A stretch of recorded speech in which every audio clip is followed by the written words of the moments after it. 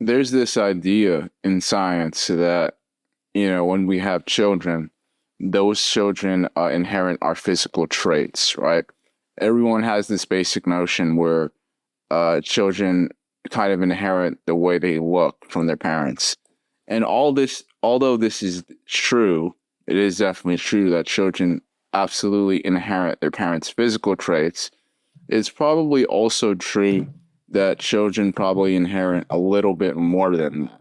And what I mean by that is, what most people may notice is that children actually tend to inherit more than physical traits, like characteristic traits, right?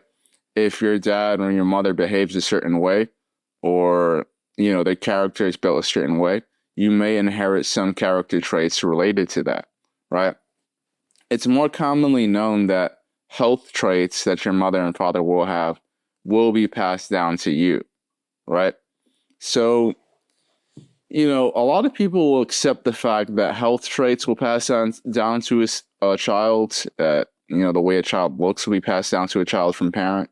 But a lot of people don't realize that it actually goes a lot deeper than that. And there's actually a lot of spiritual aspects or mental aspects of the parent that also get passed down to the child. We're all born with free will, but I think most people would agree that a lot of people have ancestral traits, right? Traits that have been around for as long as their ancestors that continuously get passed down from generation to generation. That things that your ancestors or bloodline may be inclined to do, that you also will be inclined to do because it's so strongly woven into your ancestral DNA. Now, we all have self-control. We should all practice self-control when it comes to being a good person in this world and doing good for other people.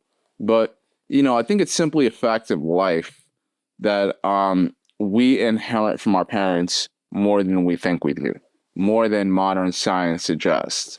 And I'm talking about physical traits, I'm talking about character traits, I'm talking about all sorts of traits that we may not realize that are there. And it's another reason to keep in mind why you should be wary about who you choose to be in a relationship with or who you have kids with, because something you must keep in mind is that who you choose to bear a child with will bear similar traits to your partner when it comes to that.